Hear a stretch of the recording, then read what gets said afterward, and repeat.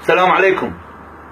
اليوم السعودية نحر الدم من أطهر الدماء، هو دم الشيخ نمر النمر، هذا البطل اللي قال كلمة حق عن سلطان الجار، وقال لهم يا بوجه آل سعود وبنص قوتهم وجبروتهم، قال لهم يا آل سعود أنتم مجموعة من الإرهابيين وبسببكم اتشوه دين الإسلام.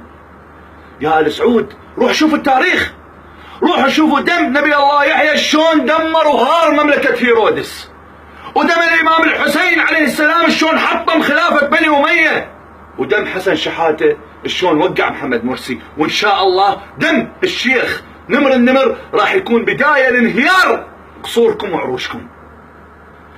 آل سعود ما لهم أمان، والحكومة العراقية كيف انفتحت السفارة السعودية ببغداد، هذا مكان جديد يا حكومتنا لقتل العراقيين.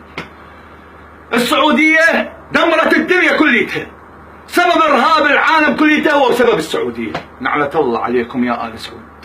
يا آل سعود قتلتم قمة التقوى، قتلتم سجدة الشكر، قتلتم وذبحتم سجود الليل للفجر.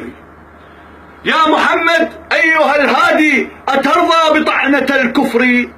بلغنا قمة الأمر، بلغنا قمة الأمر، بلغتم قمة الغدر، فداء النمر أرواحا لهيب القلب كالجمر، فداء النمر أرواحا لهيب القلب كالجمر، وإن قتلتم نمرا خذوها كلنا النمر، خذوها كلنا النمر.